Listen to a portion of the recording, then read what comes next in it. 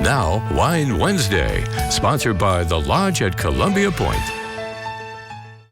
We head to wine headquarters in Walla Walla, just near the airport, and inside this pink tasting room is a relatively new and award-winning winery that has an unlikely backstory. Partners Jay Kratulis and Matt Riley were heading in different directions professionally, but ultimately answered to the siren call of making wine in Walla Walla. I love your story. We have an architect and we have a corporate lawyer.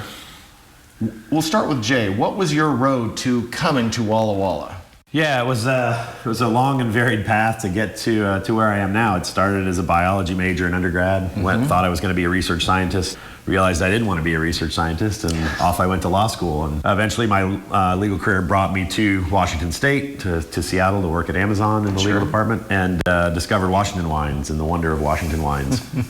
And after I had left my Amazon gig and had a little more time, I started spending a little bit of time in Woodinville with some of the winemakers I had gotten to know, and really appealed to me. And you know, instead of making stacks of paper, here was this something I could make that, one, I knew I loved to drink, two, tied into all the previous career paths I'd been on. All makes sense now in retrospect. Absolutely.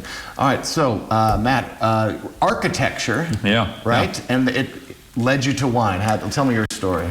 Yeah, so, graduated from University of Kentucky with an architecture degree. So moved to Spokane and got an architecture job, and lo and behold, quickly gained exposure to the Washington wine industry and all things Washington wine. I guess you could say I come by it honestly. Wine was a very constant and important thing in my household growing up as a kid. My parents are some of the biggest wine lovers I know. So for me to then dive into the Washington, wine industry, wine scene, it was a logical step. Now you're both pretty, really fine-tuned disciplines, lawyer, architect. Is making wine a fine-tuned discipline? I think it certainly can be, and I think a lot of our success is attributable to a certain amount of attention to detail. I think we came into it really eyes open and really focused on what it was going to take, and have executed on that plan pretty well.